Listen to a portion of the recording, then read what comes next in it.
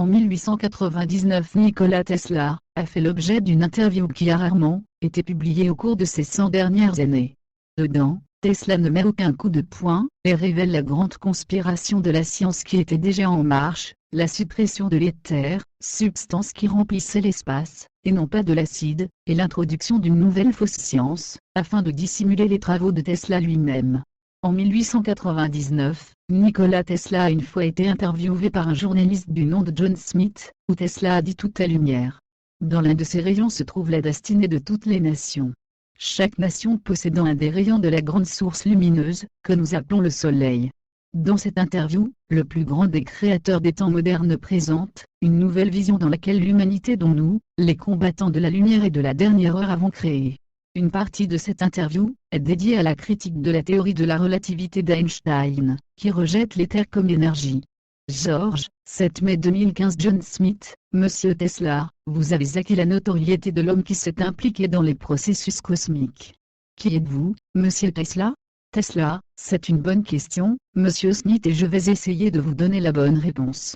John Smith, certains disent que vous venez de Croatie, de la région du nom de Lika, où parmi les gens, les arbres, les roches et le firmament se meuvent. Ils disent que le nom de votre village est celui des fleurs des montagnes, et que la maison, où vous êtes né, est à proximité de la forêt et de l'église. Tesla, vraiment, tout est vrai.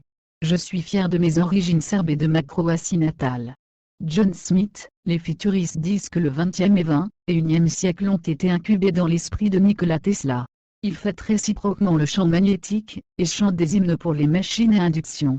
Leur créateur s'appelait le chasseur qui attrapait la lumière dans ses filets des profondeurs de la terre, et du guerrier qui a volé le feu des cieux. Le père du courant alternatif fera que la physique et la chimie domineront la moitié du monde. L'industrie le proclamera en tant que son saint suprême, un banquier pour les plus grands bienfaiteurs. L'atome a été brisé pour la première fois dans le laboratoire de Nikola Tesla. Il y créa une arme capable de provoquer des secousses sismiques.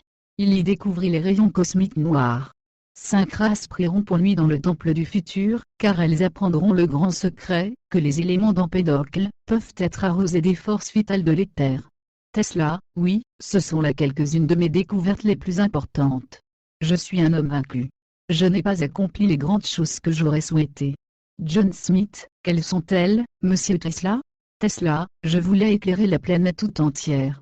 Il y a suffisamment d'électricité pour que l'on devienne un deuxième soleil. La lumière apparaîtrait tout autour de l'équateur, tel un anneau encerclant Saturne. L'humanité n'est pas prête pour l'important et le bon. À Colorado Springs, j'ai humidifié de la terre avec de l'électricité. Nous pouvons aussi alimenter les autres énergies, telles que l'énergie mentale. On les retrouve dans la musique de Bach ou de Mozart, ou dans les vers des grands poètes. À l'intérieur de la terre, se trouve l'énergie de la joie, de la paix et de l'amour. Ces expressions sont-elles une fleur qui pousse sur la terre, la nourriture que nous obtenons d'elle, et toutes les choses qui contribuent au foyer de l'homme. J'ai passé des années à chercher un moyen, pour que cette énergie puisse influencer les gens. La beauté et le parfum des roses peuvent être utilisés comme médicaments, et les rayons du soleil comme nourriture. La vie possède une infinité de formes, et le devoir des scientifiques est de les trouver dans toutes les formes de la matière. 3 choses sont essentielles en ce sens. Tout ce que je fais, c'est les chercher. Je sais que je ne les trouverai jamais, mais je ne les abandonnerai jamais. John Smith, quelles sont ces choses? Tesla, un des problèmes est la nourriture. Quelle énergie terrestre ou stellaire pourrait nourrir les affamés sur Terre? Avec quel vin faudrait-il étancher la soif des humbles, comme cela ils pourraient se réjouir dans leur cœur, et comprendre qu'ils sont des dieux? Une autre chose est de détruire les pouvoirs du malin, et de la souffrance par lesquelles la vie d'un homme doit passer. Il se manifeste parfois comme une épidémie dans les profondeurs de l'espace. En ce siècle, la maladie s'est propagée dans l'univers depuis la Terre. La 3e chose est, y a-t-il un excès de lumière dans l'univers? J'ai découvert une étoile qui pourrait disparaître selon les lois mathématiques et astronomiques, et rien ne semble changer. Cette étoile est dans la galaxie. Sa lumière peut être émise d'une telle densité, qui rentrerait dans une sphère plus petite qu'une pomme, beaucoup plus lourde que dans notre système solaire. Les religions et philosophies enseignent que l'homme peut devenir le Christ, Bouddha ou Zoroastre.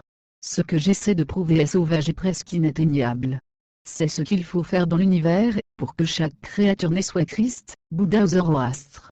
Je sais que la gravité est sujette à tout, ce dont vous avez besoin pour voler, et mon intention n'est pas de fabriquer des engins volants, avions missiles, mais d'entraîner l'individu à reprendre conscience de ses propres ailes. En outre, je suis en train de réveiller l'énergie contenue dans l'air. Il y a les principales sources d'énergie. Ce qui est considéré comme un espace vide, n'est autre qu'une manifestation de la matière qui ne s'est pas éveillée.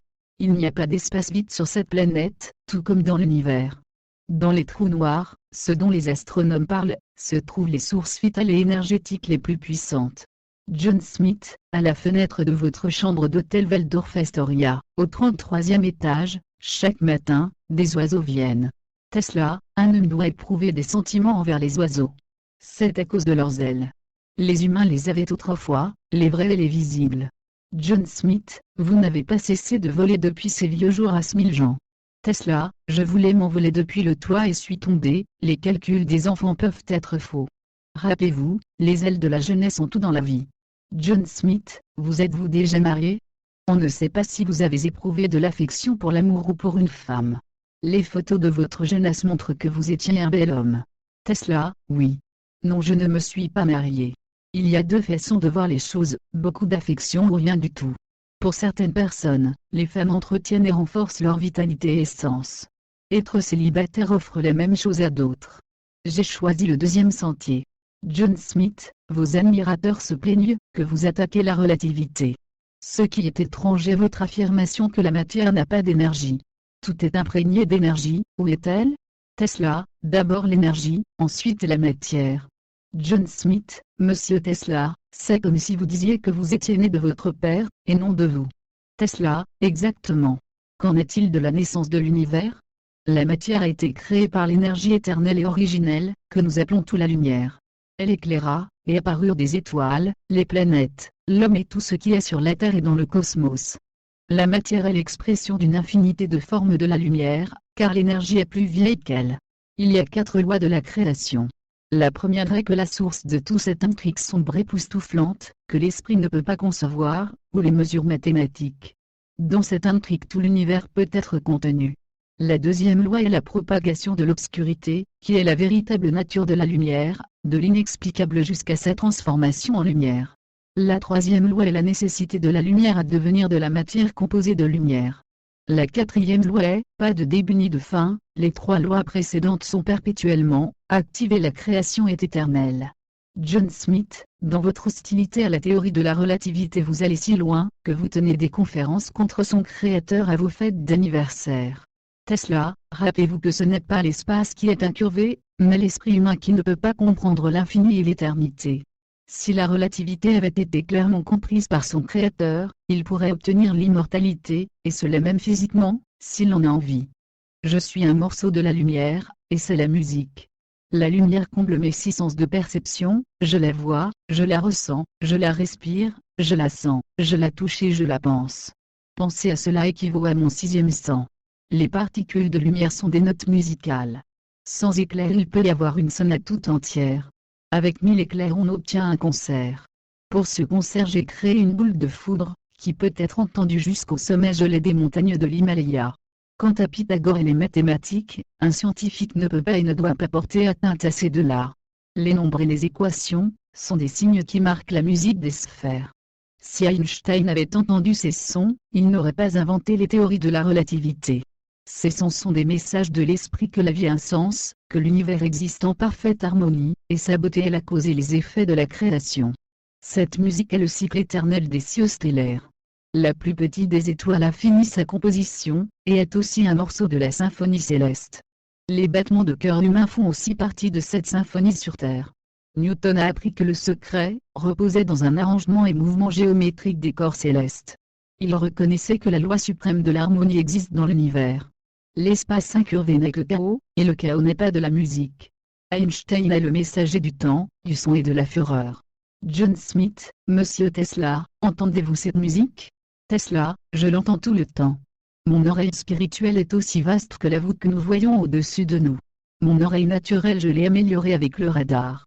D'après la théorie de la relativité, 2 lignes parallèles se rencontreront dans l'infini. De ce fait l'incurvation d'Einstein se redressera. Une fois que c'est fait, le son perdura pour l'éternité. Car pour un homme il peut disparaître, Mais il continuera d'exister dans le silence qui est le plus grand pouvoir de l'être humain. Non, je n'ai rien contre Monsieur Einstein. C'est une bonne personne et qui a fait plein de bonnes choses, dont certaines se mêleront à cette mélodie. Je lui écrirai une lettre, et j'essaierai de lui expliquer que l'éther existe, et que ces particules font que l'univers est en parfaite harmonie, et que la vie est éternelle. John Smith, s'il vous plaît, dites-moi, quelles sont les conditions qu'un ange doit adopter sur Terre? Tesla, j'en ai dit d'entre elles. Prenez bien soin de me les noter. John Smith, je rendrai compte de tous vos mots, cher monsieur Tesla. Tesla, la première condition est d'être très conscient de sa mission, et du travail à accomplir. Elle doit exister durant les premiers jours, quand bien même elle est faible. Ne soyons pas faussement modestes, un chêne sait qu'il est chêne, un buisson étant un buisson à ses côtés. Quand je n'avais que 12 ans, j'étais persuadé que j'allais un jour me rendre aux chutes du Niagara. Car je savais déjà dans ma tendre enfance que j'allais accomplir la plupart de mes découvertes, bien que ça n'était pas totalement clair. La deuxième condition d'adaptation est la détermination. Tout ce que je suis capable de faire, je le termine. John Smith, quelle est la troisième condition de l'ajustement, monsieur Tesla? Tesla, une ligne directrice pour toutes les énergies vitales et spirituelles dans le labeur. Donc la purification de tous les effets et besoins que l'homme a. Je n'ai donc rien perdu et tout gagné. Ainsi j'ai apprécié tous les jours et toutes les nuits. Écrivez ceci, Nikola Tesla était un homme heureux. La quatrième condition est de s'ajuster à l'assemblage physique en travaillant. John Smith, que voulez-vous dire par là, monsieur Tesla? Tesla, d'abord, la maintenance de l'assemblage. Le corps humain est une machine parfaite. Je connais mes circuits et ce qui est bon pour eux. La nourriture que pratiquement tout le monde mange est dangereuse et nocive pour moi. Parfois je visualise les chefs du monde en train de comploter contre moi. Touchez mes mains. John Smith, elle était froide. Tesla, oui, la circulation du sang peut être contrôlée, tout comme beaucoup de processus en nous et en dehors. De quoi avez-vous peur, jeune homme? John Smith, c'est l'histoire que Mark Twain a écrit en rapport à un mystérieux personnage, ce merveilleux livre de Satan, inspiré par vous. Tesla, le mot Lucifer est plus attrayant. Monsieur Twain aime faire des blagues. Quand j'étais un enfant, j'ai une fois été guéri en lisant ses livres.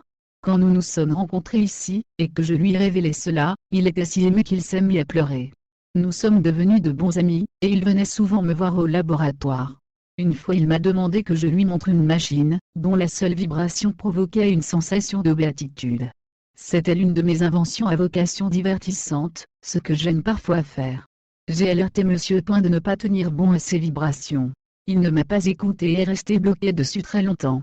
Ça s'est terminé par lui, tel une fusée, tout en tenant son pantalon par la ceinture, se ruant vers une pièce en particulier. C'était diaboliquement amusant, mais je suis resté sérieux tout le long.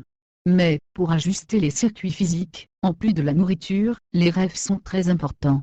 Après un travail long et épuisant, qui demandait des efforts surhumains, en l'espace d'une heure j'étais complètement régénéré. J'ai obtenu la capacité de contrôler mon sommeil, de m'endormir et de me réveiller à l'heure que j'avais décidé. Quand je tombe sur quelque chose que je ne comprends pas, je me force à réfléchir à cela dans un rêve, et ainsi je trouve la solution. Tesla, la cinquième condition est l'organisation de la mémoire. Peut-être que chez la plupart des gens, le cerveau est le gardien du savoir sur le monde et de la connaissance acquise tout au long d'une vie. Mon cerveau s'est engagé dans des choses bien plus importantes que simplement se remémorer des choses, il choisit ce qui est nécessaire à un moment donné. C'est tout autour de nous. La mémoire devrait juste être consommée. Tout ce que nous avons vu, entendu, lui appris nous accompagne sous la forme de particules de lumière. À mes yeux, ces particules sont obéissantes et fidèles. Faust de Goethe, mon livre préféré, que j'avais appris par cœur en allemand, alors que je n'étais encore qu'un étudiant, je suis capable de désormais tout réciter. Je détenais toutes mes inventions dans ma tête, et seulement après, je les ai réalisées. John Smith, vous citez assez souvent le pouvoir de visualisation. Tesla, je dois remercier la visualisation pour tout ce que j'ai inventé. Les événements de ma vie et mes inventions sont réels à mes yeux, visibles comme n'importe quoi d'autre. Quand j'étais jeune, j'étais terrifié de ne pas savoir ce que c'était, mais plus tard, j'ai appris à utiliser ce pouvoir en tant que talent et cadeau exceptionnel. Je l'ai entretenu, et jalousement préservé. J'ai aussi corrigé la plupart de mes inventions simplement en les visualisant, et les ai terminées de cette façon-là. En visualisant mentalement, je résous des équations mathématiques très complexes. Ma vision et mon ouïe sont parfaites, et j'ose le dire, plus puissantes que chez la plupart des gens. J'entends la foudre à 50 km de chez moi, et je vois des couleurs dans le ciel que les gens ne peuvent pas voir. Cette expansion de la vue et de l'audition, je l'avais quand j'étais petit. Plus tard j'ai consciemment développé mes capacités. John Smith, étant jeune vous étiez plusieurs fois tombé sérieusement malade.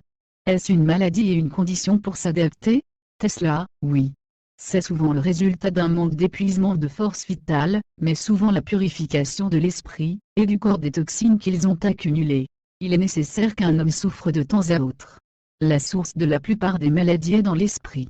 Donc l'esprit peut guérir la plupart des maladies. Quand j'étais un étudiant j'avais attrapé le choléra qui faisait rage dans la région de Lika. J'ai guéri car mon père m'avait finalement autorisé à étudier la technologie, qui était toute ma vie. L'illusion n'était pas une maladie pour moi, mais la capacité de l'esprit à pénétrer au-delà des 3 dimensions terrestres.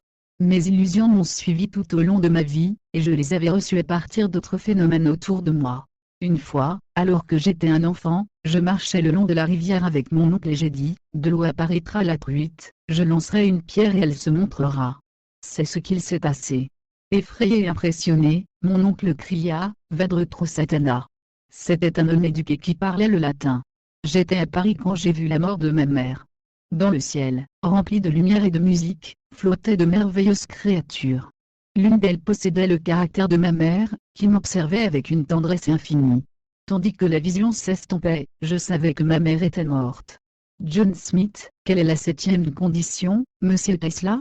Tesla, la connaissance de la façon dont les énergies mentales et vitales se transforment en ce que nous désirons et provoquent un contrôle total de nos sentiments.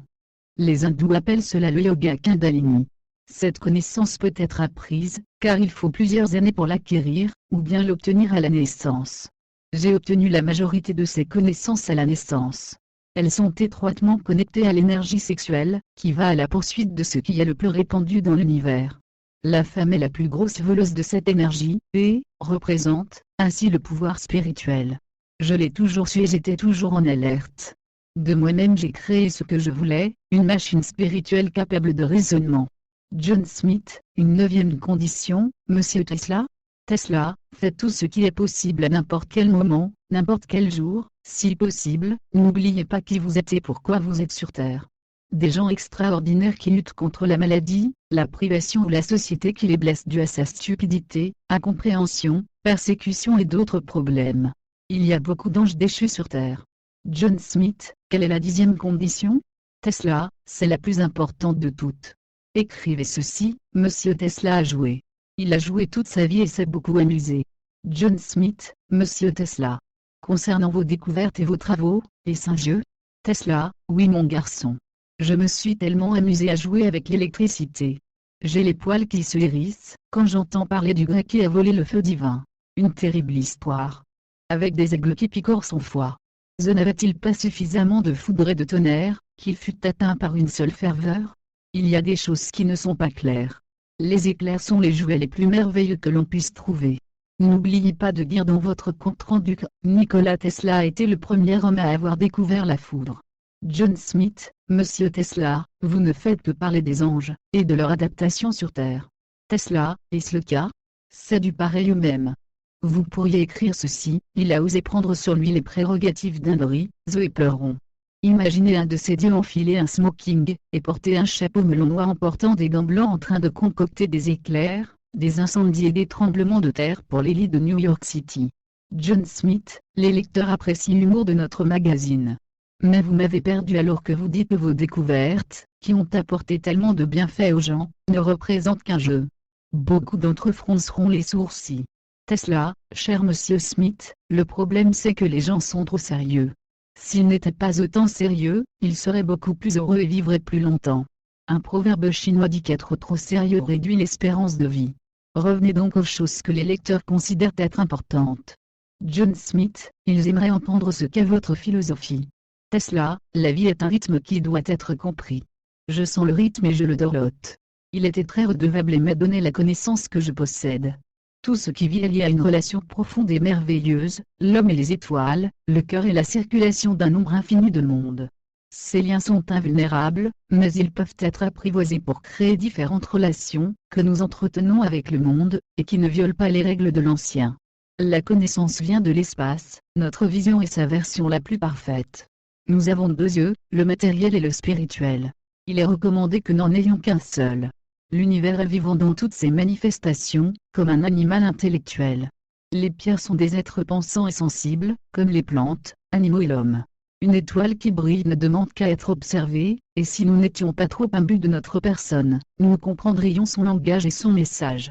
La respiration, les yeux et les oreilles de l'homme doivent être en accord avec la respiration, les yeux et les oreilles de l'univers. John Smith, quand vous dites cela, j'ai l'impression d'entendre une citation d'un des textes bouddhistes ou taoïstes. Tesla, c'est exact. Cela veut dire qu'il y a un savoir général, et une vérité que l'homme a toujours possédée. D'après mon expérience et mes sentiments, l'univers n'est qu'une seule substance et une seule énergie suprême avec un nombre infini de manifestations vivantes. Ce qui est génial, c'est que la découverte d'une nature secrète révèle l'autre. Personne ne peut les cacher, elles sont partout autour de nous, mais sommes aveugles et sourds quant à elles. Si nous nous lions émotionnellement à elles, elles nous intègrent.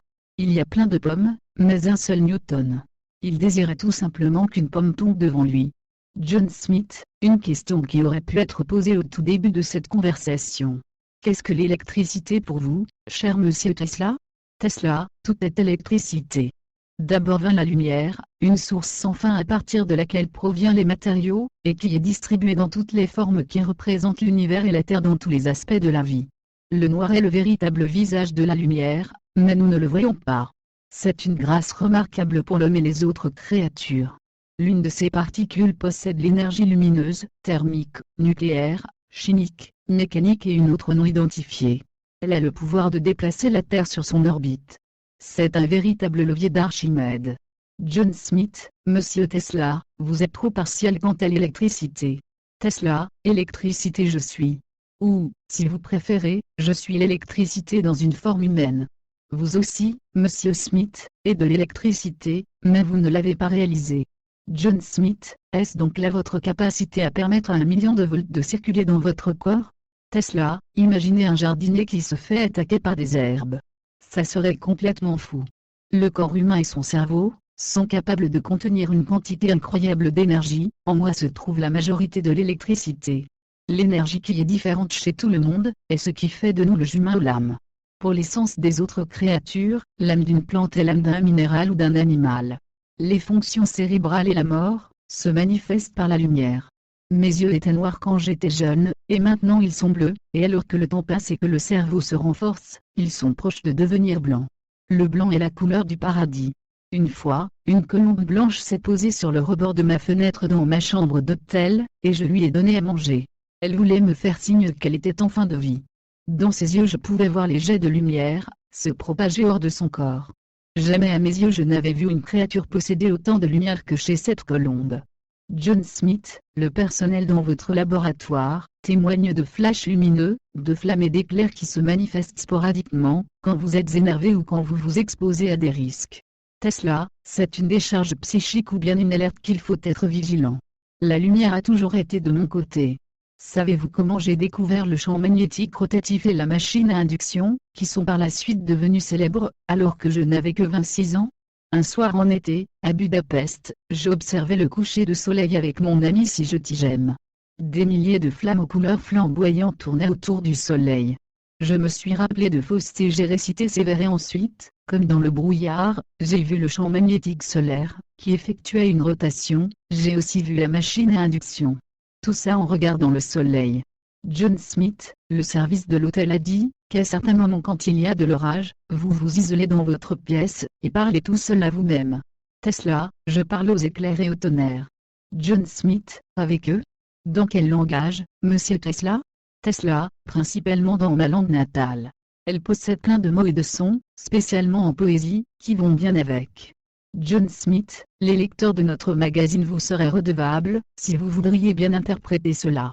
Tesla, le son n'existe pas uniquement par les éclairs et la foudre, mais aussi en se transformant en couleurs chatoyantes. Une couleur peut être entendue. Le langage provient de mots, ce qui veut dire qu'il provient des sons et des couleurs. Tous les éclairs sont différents et ont différents noms. Je les appelle parfois en empruntant les noms de ceux qui étaient proches de moi, ou de ceux que j'admire.